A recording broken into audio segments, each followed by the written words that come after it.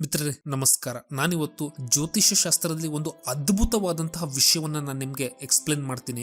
Usually ನೀವು ಜ್ಯೋತಿಷ್ಯದಲ್ಲಿ ಯಾವುದೇ problem ಅಂತ ಹೇಳಿದ್ರು ಎಲ್ಲರೂ ಕೂಡ ಗ್ರಹಗಳನ್ನ ಹೋಗಿ ಹಿಡ್ಕೋತಾರೆ. ಕುಜ ತೊಂದರೆಯಲ್ಲಿದಾನೋ ಅಥವಾ ಬುಧ ತೊಂದರೆಯಲ್ಲಿದಾನೋ ಅಥವಾ ಗುರು ತೊಂದರೆಯಲ್ಲಿದಾನೋ ಅಥವಾ ಚಂದ್ರ ಇದಾನೋ, ಈ ರೀತಿ ಎಲ್ಲಾ ಗ್ರಹಗಳ ತೊಂದರೆಯನ್ನ ನಾವು ಹುಡುಕ್ತಿವಿ. ಆದ್ರೆ ಕೆಲವೊಂದ್ಸತಿ ತೊಂದರೆಗಳು ಗ್ರಹದಲ್ಲಿರಲ್ಲ, ರಾಶಿಯಲ್ಲಿರುತ್ತೆ. ಹೌದು, ಜ್ಯೋತಿಷ್ಯದಲ್ಲಿ ಗ್ರಹದಷ್ಟೇ ಮುಖ್ಯವಾದಂತಹ ಪ್ರಾಮುಖ್ಯತೆ ರಾಶಿಗೂ ಕೂಡ ಇರುತ್ತೆ ಅನ್ನುವಂಥದ್ದು. ಅದಕ್ಕೆ ನೀವು ಎಷ್ಟೋ ಜನ ಆಸ್ಟ್ರಾಲಜರ್ಗಳನ್ನ ಒಂದು ಕೋರ್ಸ್ ಅನ್ನ ನೋಡ್ತು ಅಂತ ಹೇಳಿದ್ರೆ ರಾಶಿ ಸೂತ್ರಗಳು ಅಥವಾ ರಾಶಿ ಕೋರ್ಸ್ ಅಂತಾನೆ ಇರುತ್ತೆ. ಯಾಕಂದ್ರೆ ರಾಶಿಗಳು ವಿಷ್ಣುವಿನ ವಿರಾಟ್ ಸ್ವರೂಪ ಏನಿದೆ, ಆ ಒಂದು ಸ್ವರೂಪದ ಒಂದೊಂದು ರಾಶಿ ಕೂಡ ಒಂದೊಂದು ಭಾಗವನ್ನ ರೆಪ್ರೆಸೆಂಟ್ ಮಾಡುತ್ತೆ. ಶಿರ ಭಾಗವನ್ನ ಮೇಷ ರೆಪ್ರೆಸೆಂಟ್ ಮಾಡಿದ್ರೆ, ಮುಖವನ್ನ ವೃಷಭ ರೆಪ್ರೆಸೆಂಟ್ ಮಾಡುತ್ತೆ, ಕತ್ತು ಮತ್ತು ಭುಜಗಳನ್ನ ಮಿಥುನ ರೆಪ್ರೆಸೆಂಟ್ ಮಾಡುತ್ತೆ, ಚೆಸ್ಟ್ ಅಂತಾರಲ್ಲ ಎದೆಯ ಭಾಗವನ್ನ ಕರ್ಕಾಟಕ. ಈ ರೀತಿಯಾಗಿ ಬೇರೆ ಬೇರೆ ರಾಶಿಗಳು ವಿಷ್ಣುವಿನ ಬೇರೆ ಬೇರೆ ಅಂಗಾಂಗಗಳನ್ನು ಕೂಡ ಎಕ್ಸ್ಪ್ಲೇನ್ ಮಾಡ್ತವೆ. ಕೆಲವೊಮ್ಮೆ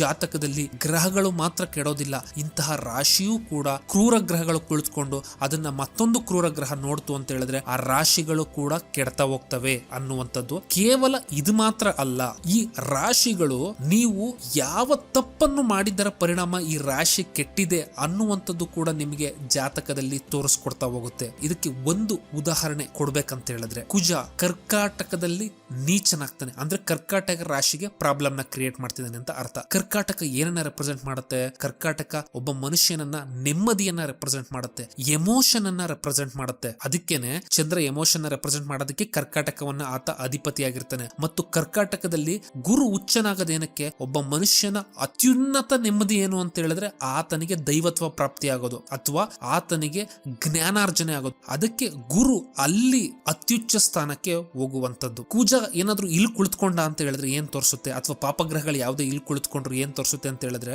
ಮತ್ತೊಬ್ಬರ ನೆಮ್ಮದಿಗೆ ನೀವು ಭಂಗವನ್ನ ತಂದಿದ್ದೀರಾ ಅಂತ ಅರ್ಥ. ಮತ್ತು ಇದು ವಾಟ್ರಿ ಸೈನ್ ಕೂಡ ಆಗಿರೋದ್ರಿಂದ ಬೇರೆಯವ್ರಿಗೆ ನೀವು ಎಮೋಷನಲಿ ಕೂಡ ಹರ್ಟ್ ಮಾಡಿದ್ದೀರಾ ಅಂತ. ಇದು ಬೇರೆ ಬೇರೆ ಕ್ರೂರ ಗ್ರಹಗಳು ಕುಳಿತುಕೊಂತು ಅಂತ ಹೇಳಿದ್ರೆ ಬೇರೆ ಬೇರೆ ರೆಪ್ರೆಸೆಂಟೇಷನ್ ಅನ್ನ ಕೊಡ್ತವೆ. ಉದಾಹರಣೆಗೆ ಏನಾದ್ರೂ ಕುಜ ಕುಳಿತುಕೊಂತು ಅಂತ ಹೇಳಿದ್ರೆ ಕುಜ ಏನನ್ನ ರೆಪ್ರೆಸೆಂಟ್ ಮಾಡ್ತಾನೆ? ವಯಲೆನ್ಸ್ ಅನ್ನ ತೋರಿಸ್ತಾನೆ. ನೀವು ಇನ್ನೊಬ್ಬರ ನೆಮ್ಮದಿಗೆ ನಿಮ್ಮ ವಯಲೆಂಟ್ ಆಟಿಟ್ಯೂಡ್ ಮುಖಾಂತರ ಅವರ ನೆಮ್ಮದಿಯನ್ನ ಭಂಗ ಮಾಡಿರ್ತೀರ ಅಂತ ಅರ್ಥ. ಅದೇ ಶನಿ ಕುಳಿತುಕೊಂತು ಅಂತ ಹೇಳಿದ್ರೆ ಮತ್ತೊಬ್ಬರಿಗೆ ಸಂಕಟವನ್ನ, ನೋವನ್ನ, ಅವಮಾನವನ್ನ ನೀವು ಕೊಟ್ಟಿರ್ತೀರಾ ಅಂತ ಹೇಳ್ಬಿಟ್ಟು. ಈ ರೀತಿಯಾಗಿ ಒಂದೊಂದು ರಾಶಿಗಳಿಗೂ ಕೂಡ ತನ್ನದೇ ಆದಂತಹ ಮೀನಿಂಗ್ ಇರುತ್ತೆ. ಮತ್ತು ಒಂದೊಂದು ರಾಶಿ ಕೆಟ್ಟಾಗ್ಲೂ ಕೂಡ ನಿಮ್ಗೆ ಒಂದೊಂದು ರೀತಿಯಾದಂತಹ ಆರೋಗ್ಯ ಸಮಸ್ಯೆ ಕೂಡ ಬರಬಹುದು. ನಾನು ಆಗ್ಲೇ ಹೇಳಿದಾಗೆ ನಿಮ್ಮ ಕರ್ಕಾಟಕ ಕೆಡ್ತು ಅಂತ ಹೇಳಿದ್ರೆ ಕರ್ಕಾಟಕ ಚೆಸ್ಟ್ ಏರಿಯಾವನ್ನ ರೆಪ್ರೆಸೆಂಟ್ ಮಾಡೋದ್ರಿಂದ ನಿಮ್ಗೆ ಉಸಿರಾಡೋದಕ್ಕೆ ಕಷ್ಟ ಆಗ್ಬಹುದು, ಅಥವಾ ಲಂಗ್ಸ್ ರಿಲೇಟೆಡ್ ಮತ್ತು ತಕ್ಕ ಮಟ್ಟಿಗೆ ಆರ್ಟ್ ರಿಲೇಟೆಡ್ ಕೂಡ ಸಮಸ್ಯೆಗಳು ಬರುವಂತಹ ಚಾನ್ಸಸ್ ಇರುತ್ತೆ. ಸೊ ಈ ರೀತಿಯಾಗಿ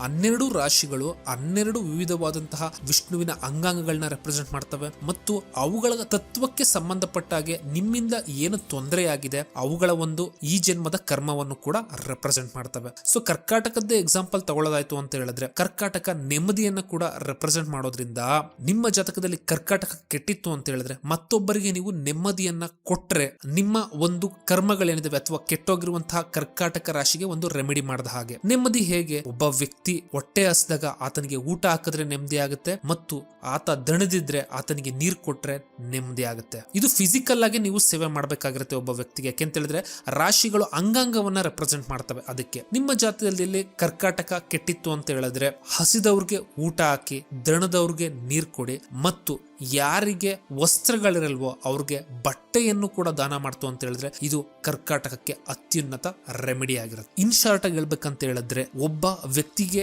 ಯಾವುದೇ ರೀತಿಯಾದಂತಹ ದೈಹಿಕವಾಗಿ ತೊಂದರೆಗಳು ಅಥವಾ ಹೆಚ್ಚು ಕಡಿಮೆ ಇತ್ತು ಅಂತ ಹೇಳಿದ್ರೆ ನೀವು ಈ ಒಂದು ರಾಶಿಯ ತತ್ವ ಏನಿರುತ್ತಕ್ಕೆ ಅದಕ್ಕೆ ಸಂಬಂಧಪಟ್ಟಂತಹ ರೆಮಿಡಿ ಮಾಡ್ತು ಅಂತ ಹೇಳಿದ್ರೆ ನಿಮ್ಮ ಆ ರಾಶಿಗಳು ಕೂಡ ಜಾತಕದಲ್ಲಿ ಇಂಪ್ರೂವ್ ಆಗ್ತವೆ ಅನ್ನುವಂಥದ್ದು. ಈ ವಿಡಿಯೋ ನಿಮ್ಗೆ ಇಷ್ಟ ಆಯ್ತು ಅಂತ ಹೇಳಿದ್ರೆ ಲೈಕ್, ಶೇರ್ ಮತ್ತು ಸಬ್ಸ್ಕ್ರೈಬ್ ಮಾಡಿ.